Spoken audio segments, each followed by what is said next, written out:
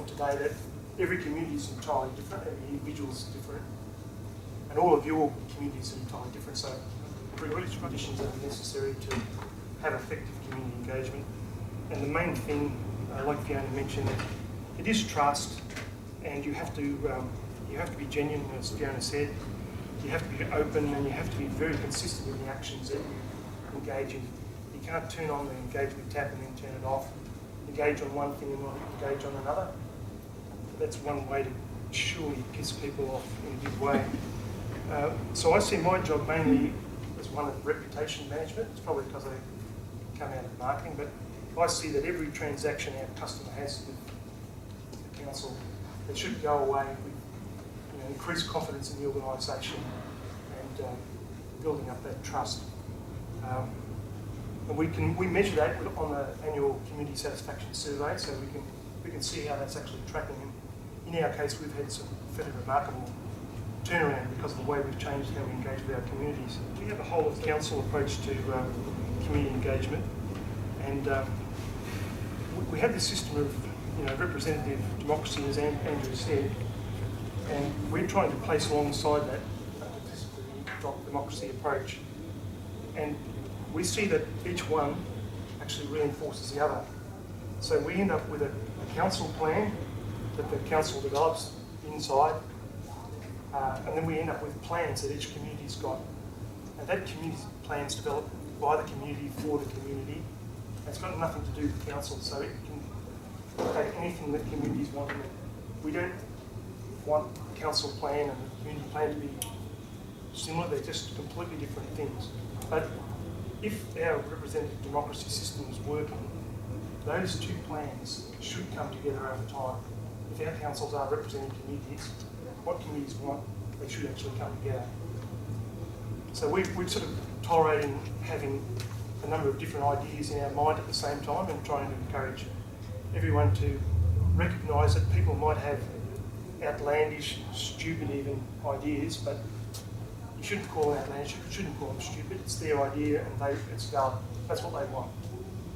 You can say it's unaffordable, it's ridiculous or whatever, it's uninformed, it doesn't matter. You sort of stop all that kind of language and just say that's what they want, and this is what council wants. For me, and I think for our council, we have to be really, really clear about who we're actually working for. Are we working for the community, or are we working for council in our practice? And I make a real divide on that, and I say I'm working for the community. I'm lucky enough to do that because that's my job. And it can be quite different to what council wants. Once you start muddling up those two things, the exercising of power and influence that council's got, you muck that up with what communities want, and you're changing and swapping over, you get in all sorts of mess. All of this is a learning process, so when we go through working what agency is going to carry through a project, that's actually a great learning opportunity for communities to understand who's responsible for what.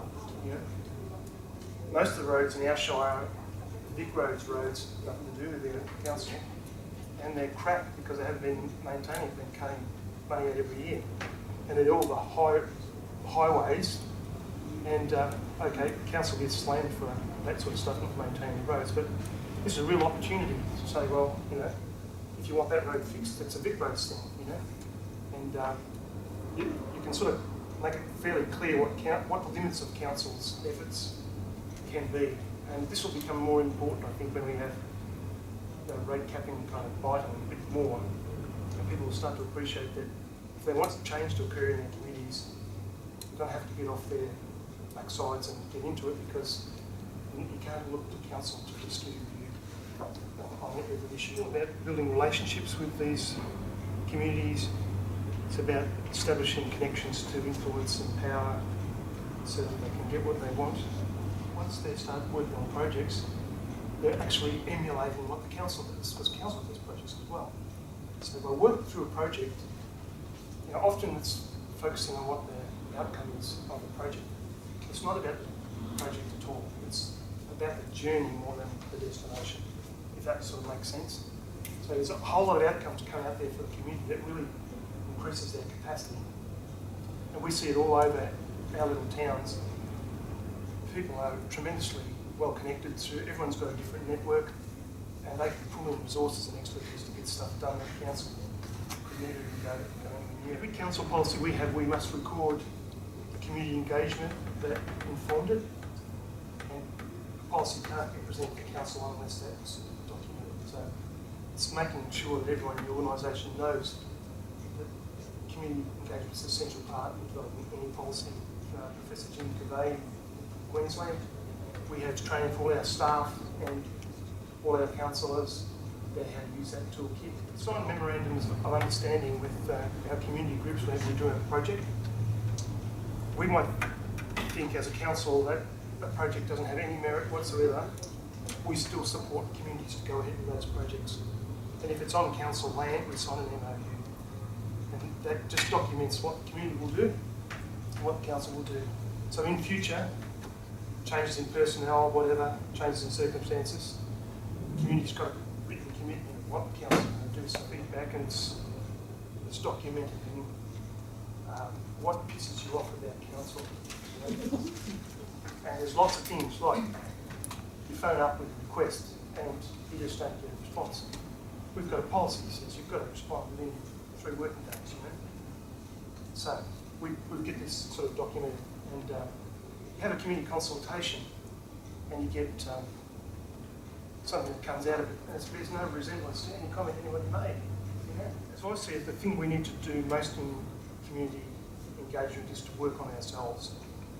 I think we need to work on our minds, we need to get our mind right, we need to believe in the logic and rationality of community engagement, and so that's really got to be worked upon.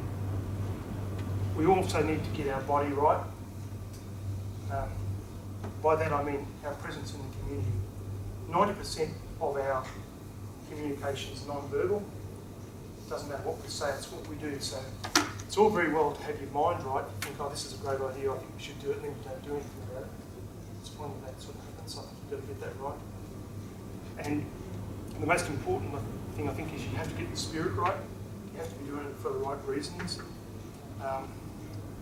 There is too much consultation that is cynical and manipulative, and in case of planning, statutory planning, downright coercive, and the public has got every reason to be deeply sceptical in return. So they're the 3 things I think we need to work on.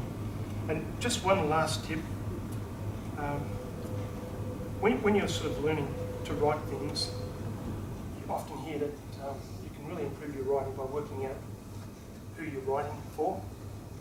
And so if you can imagine somebody who's precious to you, could be your son or your wife or your grandmother or whatever, and you write, and your letter is going to be entirely different to write some sort of abstract thing. I think we need to do the same thing within community engagement. We should take on as a project, find your fiercest critic of the council, take them on as a project, and when you meet with them, just try and imagine that they're your grandmother or, your doddery old uncle who's, you can't help but love because he's your uncle, but still, and he might have some pretty weird views, but you need to kind of take them on as a project, because it's really happens one by one. There's not a lot of people in the community that actually lead opinion. And these people that are critical, they're the ones that really shape opinion. So you need to work on them as much as you possibly can. And even if they don't agree with you, if they have some sort of respect for where you're coming from, and your integrity and your honesty, then you're pretty halfway there.